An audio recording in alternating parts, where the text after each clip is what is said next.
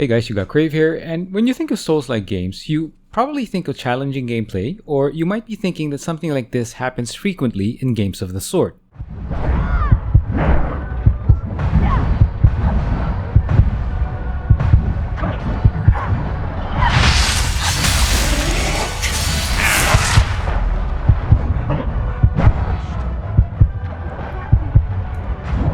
Well, that is true.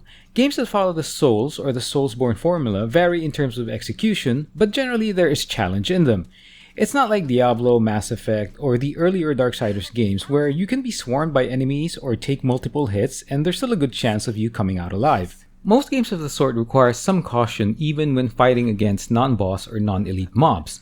Awareness is also a key component to success, so if you're a bit new to the genre, you might find yourself on alert mode or high alert mode for most of the time.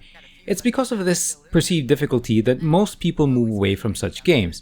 And that's pretty much understandable because in most cases, games are a great way to relax, and Souls-like games can have the opposite effect on most people. However, if you are interested in trying out the genre with games that are similar in nature, I've got some suggestions that you might want to think about. They are, well, generally easier and more colorful and have less of that oppressive nature of the godfathers of the genre. You won't find a Sekiro here, as it shares a somewhat similar art style or theme to Souls and Bloodborne.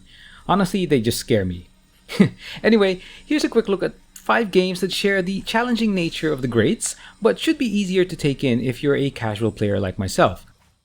While the Star Wars skin is all over this game, the challenging aspect is not as punishing. As a Star Wars game, this is just about being a rookie Jedi.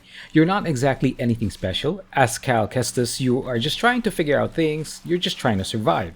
The basic Souls DNA will make you feel that. If you don't get that in the middle part of the game, or at least as you're progressing towards the game, you'll find that in the end sequence of Fallen Order, you will especially realize how much of a rookie you are. With that, there is a noble goal in mind that you have to pursue.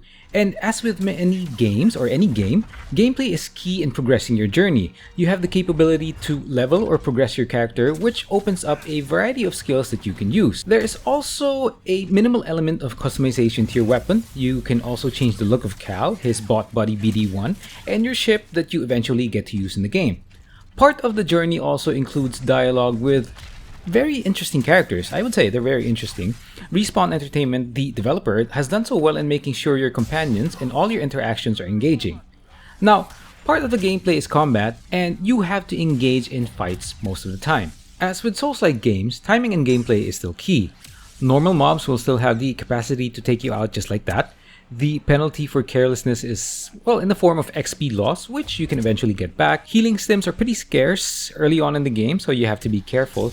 And basically there are other things that add to the challenge, but Cal is still a Jedi, so force powers will be there to make things a bit easier for you, like in the form of blaster deflections, pushing opponents off ledges, and things of the sort. On a side note, getting these force powers also opens up different areas of the game that were impossible to check out on your first visit. If combat is still too much, there is a difficulty setting in the game. Don't get me wrong though, even at the lowest setting, it is still challenging.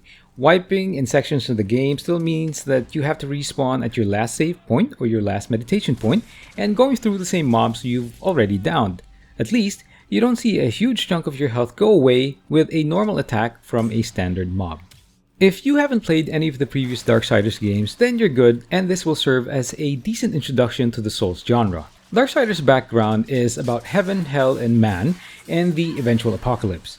If you know about the Nephilims and the stories in the Diablo franchise, then this concept will be easier to understand. The main characters of the Darksiders games focus on the 4 main Nephilims, the horsemen of the apocalypse. The 4 are born out of the union of angels and devils. The brothers War and Death have had their turn in the previous games, and Darksiders 3 focuses on their sister Fury. By the way, if you'd like to see a review of that game, check out the card on the upper right hand part of this video. Anyway, Fury fights her way through the different realms on a mission to capture the 7 deadly sins. She does this with her trusty whip Scorn and her ability to change her form. Fury is very versatile. While gear changes and swaps are minimal, unlike the previous games, Fury is capable of adapting based on the hollow form she acquires in the game. When her flowing hair changes in color, that's a signal that Fury is adapting to the situations which help her get through some environmental blockades and some enemies. In terms of combat, dodging and weaving and attacking at the right time is still key. The bonfire mechanic or save points you search for are still there. You have minimal options in terms of healing, so you carry around healing shards, or you can also use your Nephilim's Respite, which you can upgrade eventually. You can buy more of the healing shards that you can carry around, but they get more costly with each purchase. So it's very important that you gather as many souls as you can on your journey to buy those shards, in case you want to build up your inventory. And these souls also help you to level up. By the way, the carried souls, which acts as the major currency for the game, are dropped when Fury dies. So that acts as the death penalty mechanic of the game. And unless you decide to recover them, just like other Dark Souls type games, they are permanently lost. So what makes this game easier to take in? Appearance wise, I found it to be easy on the eyes and something that I found that I could still play in the dark. Difficulty wise, you have settings to lower the challenge level, and there's also this classic setting which brings the game closer to the original Darksiders games. What's good about classic mode is that animation locks have been removed for your attacks. This allows you to perform a defensive move in a pinch. This also allows for more windows to execute dodge counter attack moves. Counters are more powerful than your regular attacks. If you don't like your character being alone in challenging games, if vampire themes are not a problem, and you like stylish playthroughs, then Code Vein is a Souls-like game that you can try. This game is an anime-themed effort that captures the difficulty aspect of Souls-like games. However, what makes it easier is that you can opt to have another friend join you, or you can also have an NPC go with you. Certain NPC companions make things a whole lot easier. Some enemies can just really be trivial because of certain types of companions you run with. Mechanics-wise though, you still have to contend with save points, or missiles as they are called in this game. Healing is limited through your regen factor and through the regen inducers that you can purchase. These inducers though eventually go out of stock, so there's that to consider. You'll also find standard systems to gear up and upgrade equipment, so the usual currency you encounter is haze, which you normally get from enemies and it really just powers through your leveling. There are also specific currencies that you can pick up which also help to upgrade your preferred armor and weapons. While currencies for upgrading gear are not lacking, they aren't exactly abundant either. So you have to keep this in mind when you improve weapons and other equipment. You might be sacrificing the improvement of one weapon for the other too much when that other weapon could be useful later on. There is more depth in Code Vein in the form of gifts. Now, gifts can either be passive or active abilities. Now, typical passive gifts are in the form of health boosts and their permanent effects, but there are also those that will help greatly, like the passive that allows you to automatically damage enemies when you dodge. Some active abilities can temporarily add lightning effects to your weapons, or allows you to execute an offensive move that breaks through shields. I was initially confused by the gift system, but I found myself hurrying in terms of improving them or maxing them out as I understood their combat benefit. Now, one last thing about Code Vein, and I do regret this, not paying attention to this during my playthrough, is that being thorough can change how the plot unfolds. So if you decide to get this game, keep that in mind.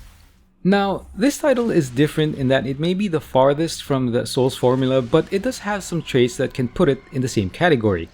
I think it's been referred to as Dark Souls with guns, but I think a more appropriate description would be that it's a hybrid of different games. The Souls traits are there because of the bonfire mechanic, the ammo restore, and enemy respawn when you rest at your bonfire. It also has limited healing that you can upgrade eventually, and improving gear requires specific materials that appear only at the appropriate amounts, assuming you're not farming them. Even the art style is close, but it doesn't scare, and even if it did, the generally range combat-oriented gameplay helps to ease that.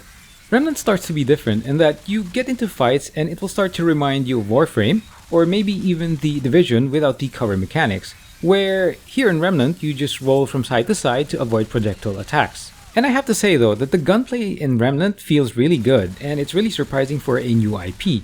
The recoil and impact was there with every shot, so going at it from range was really fun. Now don't get me wrong though, there are many enemies that rush you with melee weapons, so it's something to watch out for.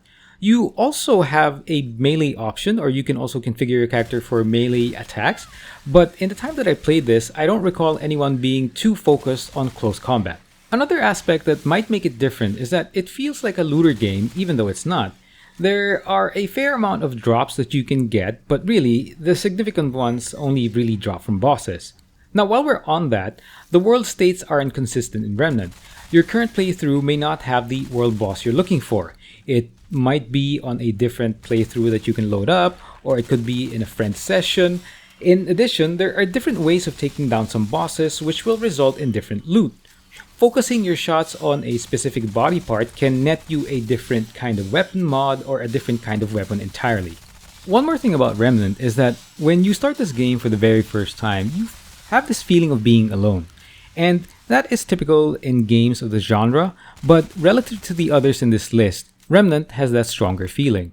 To counter that, it's a good thing that the game has a multiplayer component. You can jump into a friend's session and he or she can do the same with a max squad count of 3. Now, when this game was new, there was basically a whole lot of public sessions, so it wasn't really hard to find games that were most likely to help you get the boss drop you need. Right now, and as is typical of games that have been out for some time, there are hardly any public games. However, Gunfire is coming out with their final DLC, and I think it's a lengthy one, so it might spark some interest and a return of players. Personally, Remnant from the Ashes was one of the best games of 2019. Give it a shot. In this list, this is the only game that I haven't really finished, but the gameplay was so much fun that I had to include it. This is The Surge 2, and I hear that part 1 was challenging, but I decided to pick up number 2 because it was described as being more open in terms of gameplay. In terms of appearance and theme, The Surge has a modern feel of things. Your upgrades, abilities, and environments are all based on technology. This was a refreshing change of pace for me when I saw the previews last year. Even the bonfire mechanic that is typical of the Souls-like games uses these med bays for that purpose. Interacting with these bays heals you but also respawns enemies, so that's also typical. These med bays also, much like Fallen Order's meditation points, allows you to level up your character based on the resources you gather. The more tech scrap you can get from enemy kills, the higher number of points you can allocate to improve your character. The same currency is also used to craft your gear and upgrade them. In terms of combat, timing is still key if a game is to be put in the same conversation of challenging games. However, one added mechanic in The Surge is the ability to focus on specific enemy body parts. You can focus your hits on specific parts that are weaker, or if you want certain items like a weapon, you have to make sure you completely work on that enemy part. Cutting off the specific part can yield some weapons or some gear. By the way, executions can be a bit brutal, so don't be surprised if you start seeing an arm or a leg just flying off. Another aspect of combat that is a bit different from the others in this list are directional parries or blocks to stagger your opponents. If you correctly determine the direction of an enemy's weapon attack, you can counter that attack with a directional move to stagger the enemy and give you an opening to deal more damage. It can sometimes be hard to determine where an enemy swing is coming from, but your character can also equip these mods or these implants that assist you by having directional markers on your screen. It may not be the best use of implant space and equipment power-up, but it is something that you can consider. Now, there's still a lot that I have to go through with The Surge 2, and I don't exactly know how the story will pan out, but so far the gameplay has been really fun, so that's why this game is on this list. And there you have it, some Souls-like, Soulsborne-like games that you can try out if you want something easier or something less dark in terms of art style. I'm sure there are other challenging games out there, but these 5 caught my eye. If you have other suggestions for me or for the others, just let us know in the comment section below. Thanks for watching this, and I'll talk to you soon.